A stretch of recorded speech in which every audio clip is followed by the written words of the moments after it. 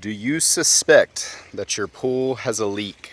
If so, I'm going to teach you the best way and most price efficient way to verify if that is true or not. And what we're talking about today is the bucket test. This is hands down the best way to tell if it is evaporation or if you have a leak in your piping going into your pool, your return piping, you know, your liner. This is a liner based pool that I have, may have a hole in it. I've seen that here before.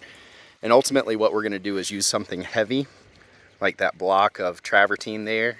We're going to mark our water level at the bucket line, and we're going to fill the bucket up to that perfect level, and we're going to monitor it over the course of 2 to 4 days. So because the surface area and the water temperature are going to be the same relative in the bucket to the pool, this is going to be the best way to tell if this is evaporation or if maybe we're losing water from the wind.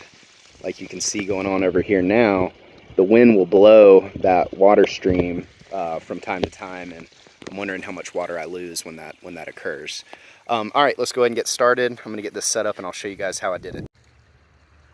Okay, so just as a note, I've got my line drawn as low as I could draw it without water hitting it. I was able to see that on the inside, and I've got water going right up to that line. Now, arguably, what I'm using to hold this down may reflect some heat, but that's no big deal. If there's a leak, it will be very apparent if the water level is dropping far below the line on the outside versus the water line on the inside. So I hope that makes sense.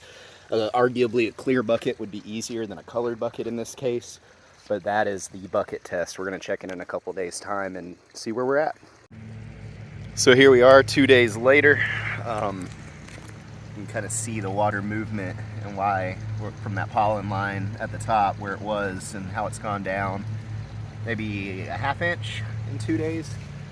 But as I look inside, if I put my hand like this, I can just barely touch the water. See that? Same thing here, just barely touch the water.